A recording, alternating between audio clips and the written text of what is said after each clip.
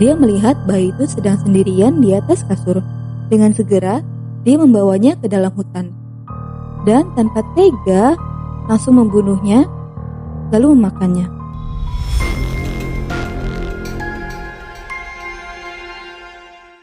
Assalamualaikum everybody. Kali ini, aku mau membahas asal-usul kuyang yang merupakan hantu legendaris asal Kalimantan. Konon katanya, kuyang merupakan manusia yang mempelajari ilmu hitam dengan tujuan keabadian. Pada siang hari, kuyang berwujud seperti wanita pada umumnya yang dapat bersosialisasi dengan masyarakat setempat. Sedangkan pada malam hari, dia dapat melepaskan kepalanya dari tubuh lalu terbang membawa organ dalamnya seperti jantung, hati, usus, juga ginjal yang terbang bersama kepalanya. Ia biasanya memangsa wanita hamil, juga bayi yang baru dilahirkan. Ada sebuah cara untuk membunuh kuyang, yaitu seseorang harus menemukan badannya yang terpisah dengan kepalanya. Setelah menemukannya, leher kuyang itu harus dimasukkan dengan benda-benda tajam di antara leher dan kepalanya yang terputus, agar saat ia kembali, ia tidak dapat menyatukannya lagi dengan badannya. Ada salah satu cerita yang diyakini merupakan asal-usul hantu kuyang. Jadi dahulu kala, pada zaman kerajaan Banjar, ada seorang wanita yang tinggal di Desa Wari, Kalimantan. Maharati merupakan anak bungsu dari 3 bersaudara. Kedua kakaknya merupakan perempuan yang cantik yang bernama Suli dan Mayang. Jarak usianya juga gak terlalu jauh dengan Maharati. Namun, berbeda dengan kedua kakaknya, Maharati terlahir tanpa batang hidung. Sejak kecil, ayahnya yang bernama Dehen membuatkan hidung buatan yang berasal dari pahatan kayu. Ayahnya gak mau Maharati merasa minder karena kekurangannya itu. Dengan senang hati, Maharati pun menerima pemberian ayahnya yang membuatnya merasa lebih percaya diri ketika memakainya. Maharati juga memiliki kehidupan yang beruntung. Selain keluarga yang sangat sayang pada dia, keluarganya juga termasuk keluarga yang kaya dan orang tuanya pun selalu menuruti keinginannya. Bahkan, kakaknya selalu memuji dia agar lebih percaya diri meskipun memiliki kekurangan. Namun, gara-gara kekurangannya, dia terpaksa dikurung oleh orang tuanya yang menyebabkan dia gak pernah keluar rumah dan bermain dengan teman sebayanya. Hal ini dikarenakan teman-temannya akan selalu membuli Maharati yang gak punya hidung. Bahkan, ia pernah dipanggil sebagai manusia berhidung kayu. Jadi, Maharati hanya bermain dengan kakaknya di rumah. Dan dikarenakan rumahnya yang besar, dengan halaman yang luas, Maharati dan kakaknya tidak pernah bosan walau hanya bermain di rumah. Saat Maharati berusia 19 tahun, hal yang tidak diinginkan pun terjadi. Dirinya yang mulai penasaran dengan dunia luar, membuatnya pergi diam-diam ke halaman belakang rumah. Dia mengintip dari lubang kecil yang ada di pagar belakang rumahnya. Terlihatlah dunia luar yang tidak pernah ia lihat selama ini. Di sana banyak orang yang berlalu lalang. Dan betapa kagetnya dia saat ada yang mengintip lewat celah lubang yang sama. Ternyata dia adalah seorang laki-laki yang sering mengintip ke rumah Maharati karena penasaran dengan wanita berhidung kayu yang sering dibicarakan orang-orang. Laki-laki itu langsung memberitahu teman-temannya yang ada di belakang bahwa ia melihat Maharati. Teman-temannya yang penasaran pun ikut bergantian mengintip ke dalam. Maharati cuma bisa tersenyum kikuk karena ini pertama kalinya ia melihat teman sebayanya. Laki-laki dan kedua temannya itu mengajak Maharati bermain keluar. Tapi Maharati gak jawab tawarannya itu. Dia masih harus mempertimbangkannya. Gak lama, mereka yang di luar pun pamit. Singkat cerita, pada sore hari, mereka bertiga pun kembali untuk mengajak Maharati bermain keluar.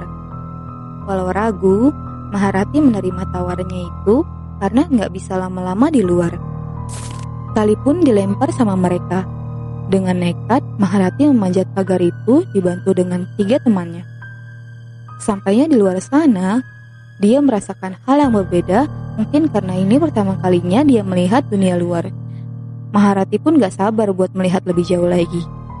Saat mereka menaiki delman, ketiga teman barunya itu bertanya sama Maharati, kenapa ia memakai kayu di hidungnya. Maharati pun menjelaskan bahwa ia tidak memiliki hidung seperti mereka semua. Sesampainya mereka di lapangan, mereka pun langsung bergabung dengan anak-anak yang sedang bermain di sana. Salah satu dari teman barunya yang bernama Mantir berteriak bahwa dia berhasil membawa Maharati keluar. Anak-anak yang sedang bermain itu pun heran melihat hidung kayu Maharati. Dengan malu, Maharati tersenyum dan memperkenalkan dirinya. Tapi yang mengejutkan adalah Mantir malah membuka paksa hidung kayu itu.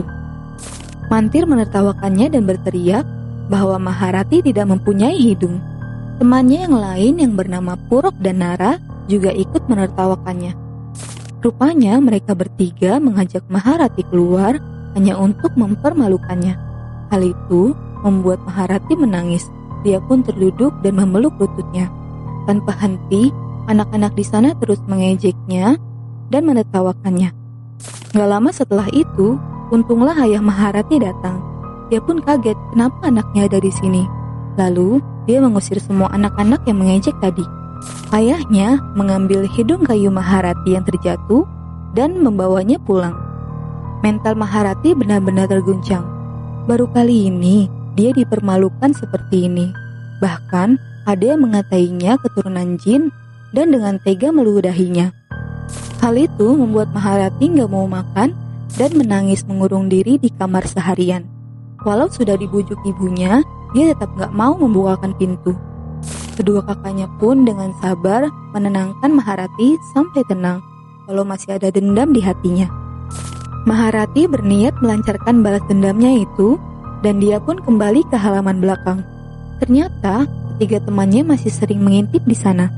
Maharati pun menyapa teman-temannya. Teman-temannya itu juga meminta maaf karena kejadian saat itu.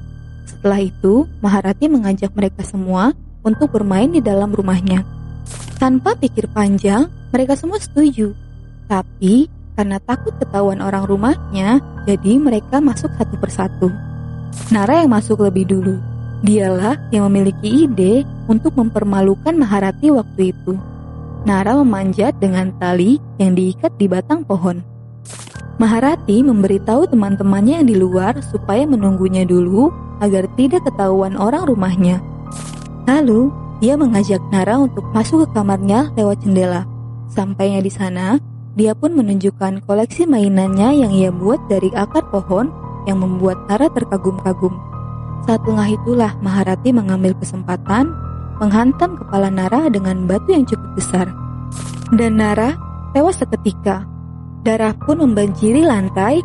Dengan segera Maharati membersihkannya. Lalu mayat temannya itu dia masukkan ke karung besar yang sudah dia siapkan. Dan dia meletakkannya di kolong ranjang.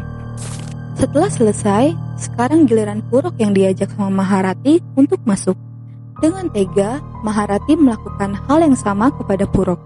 Tapi kali ini Purok masih belum tewas dengan satu pukulan. Kedua matanya menatap Maharati.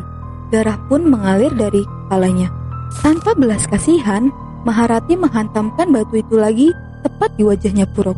Di hantaman itulah Purok tewas. Belum ada saksi mata pada saat itu, karena ibu dan kakaknya Maharati sedang berada di dapur, sedangkan ayahnya sedang tidak ada di rumah.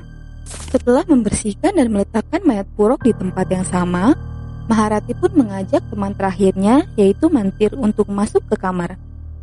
Tapi sampainya di sana Mantir bingung, kemana temannya yang lain. Maharati pun menjelaskan kalau mereka lagi ada di dapur dan akan segera kembali. Setelah berbincang sebentar, Maharati meminta tolong pada Mantir untuk mengambil karung yang ada di bawah ranjang.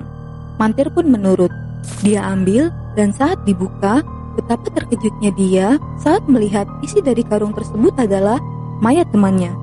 Belum sempat ia menoleh ke Maharati, dengan cepat Maharati memukul dengan batu yang sama ke kepala Mantir.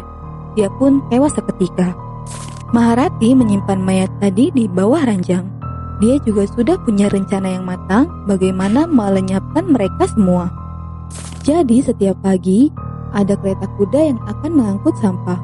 Dengan memanfaatkannya, Maharati akan menimbun mayat-mayat tadi dengan sampah di keranjang besar supaya nanti akan diangkut bersama sampah itu.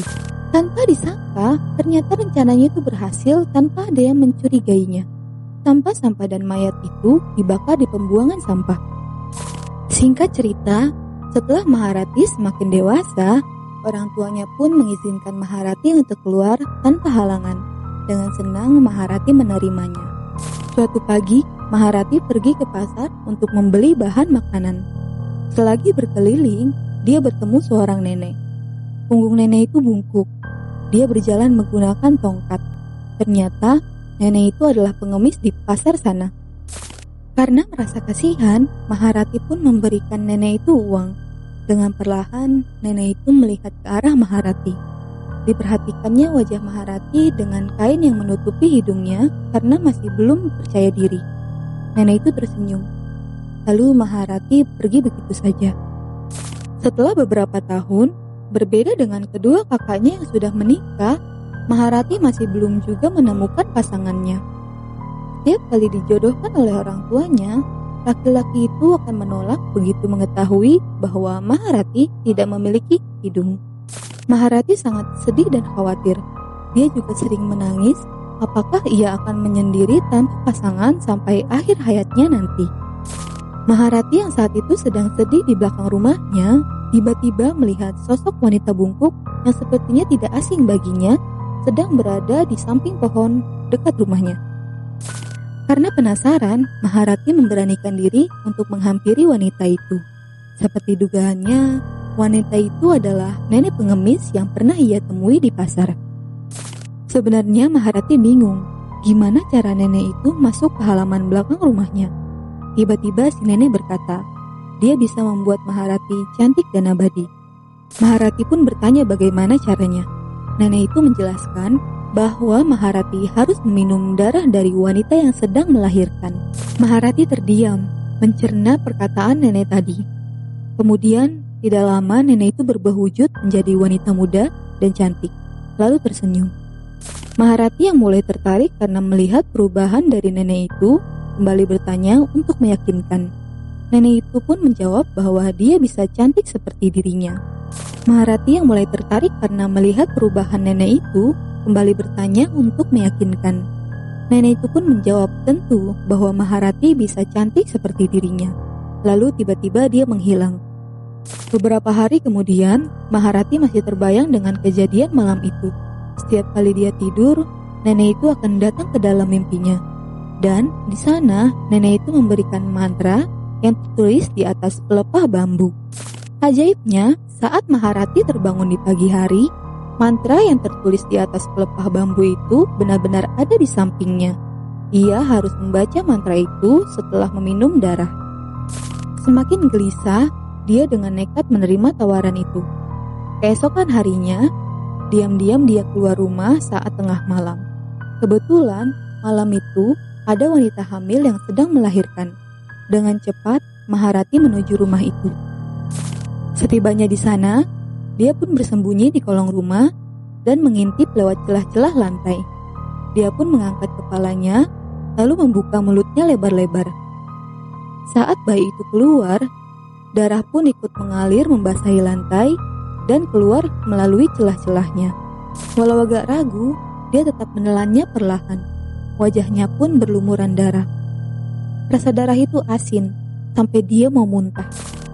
Setelah merasa sudah selesai, Maharati pun segera meninggalkan rumah itu, lalu mencuci wajahnya dan pulang ke rumah. Ajaibnya, saat dia bangun di pagi hari, ketika dia bercermin, ternyata benar yang dikatakan nenek itu. Dia menjadi lebih cantik, bahkan sekarang dia sudah mempunyai hidung.